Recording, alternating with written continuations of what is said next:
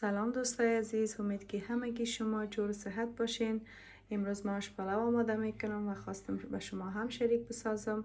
البته ما در افغانستان که بودیم با همین شیوه آماده میکردیم و بسیار زیاد خوشمزه میشد و ما بعد از مدت های طولانی خواستم که دوباره آماده بسازم. میریم به مواد لازمه.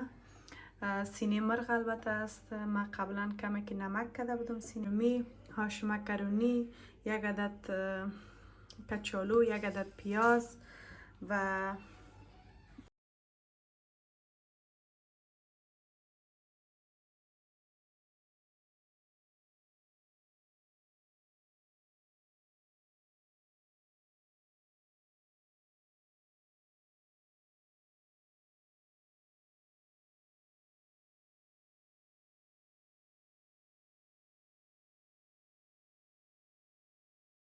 ایرک مکرونی را البته ما بر روغن یک کم سرخ میکنیم که تا رنگ طلایی بر خود بگیره.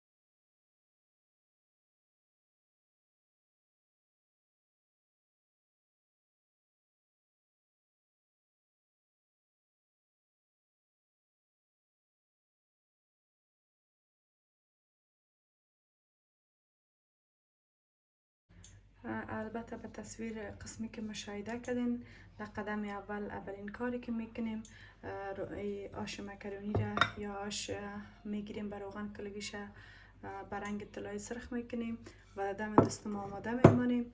اینا رو میریم، اینی هم به گلاس های چای خوری.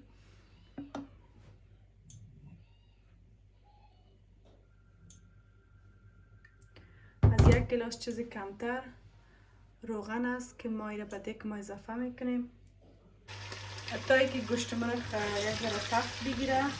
در این قسمت از فرصت استفاده کرده پیاز و بانجانی را کوفته میکنیم.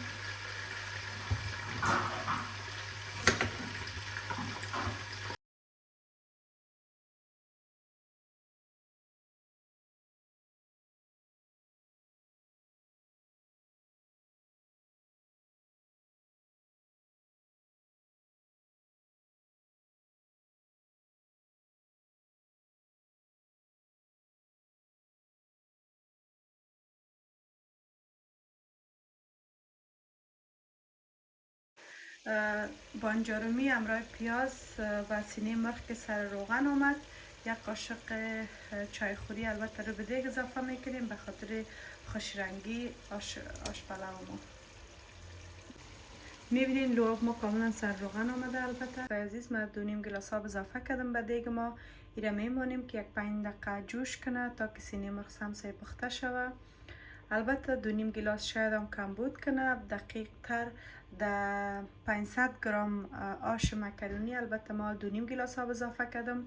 در قسمتی بعدیش کنترل میکنم، اگر دیدم آبش کمتر بود دوباره آب اضافه میکنیم. در قسمت اینال کچالو، مته و گشنیز و ترکاری باب اضافه میکنیم. نقطه مهم و اساسیش اینمی وقت است که از پیش شما آبش زیاد نشه. البته خودتون هم میفهمین مکرونی رو که اول دفعه آدم در داش یا آش اضافه میکنه احساس میکنی کم آب است، اما اون شکل نیست. یک دو سه دفعه که جوش کنه باز آبش کنترل میکنیم. حالا هم 2.5 گلاس آب که اضافه کرده بودم، البته دیگه آب اضافه نکردیم.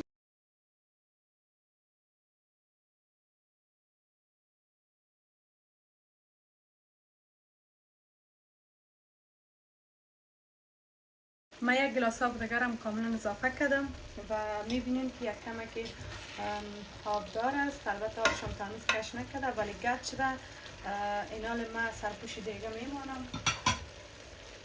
آش پلو ما کاملا خشک شده و من این نالی را به مدت 25 دقیقه دم میتم.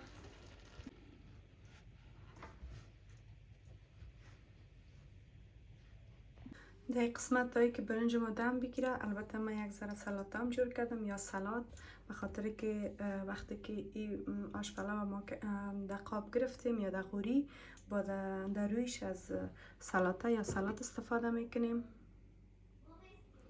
من میگه از یاره توته کردم، البته از ترکاری هایی که اضافگی کرده بود من یاره توته کردم و یک ذره لیمو اضافه میکنیم.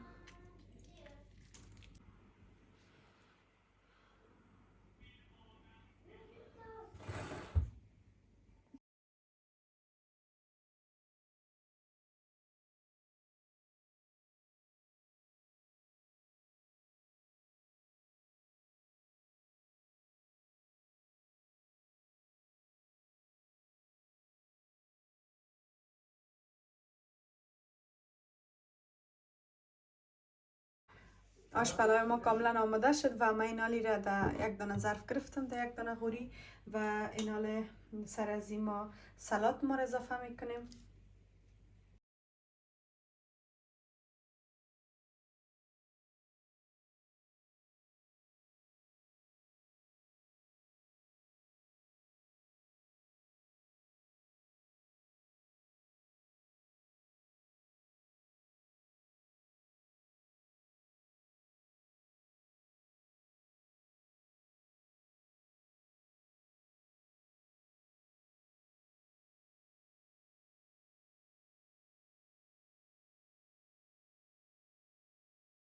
میشه در خانه آماده میکنیم و بسیار زیاد با مزه هم میباشه. دیگه تشکر زیاد که تا این دم مرا همراهی کردین. تا ویدیوی بعدی شما را به خدای پاک میسپارم. لایک، سابسکرایب و با دوستانتان شریک بسازین. خدا حافظ.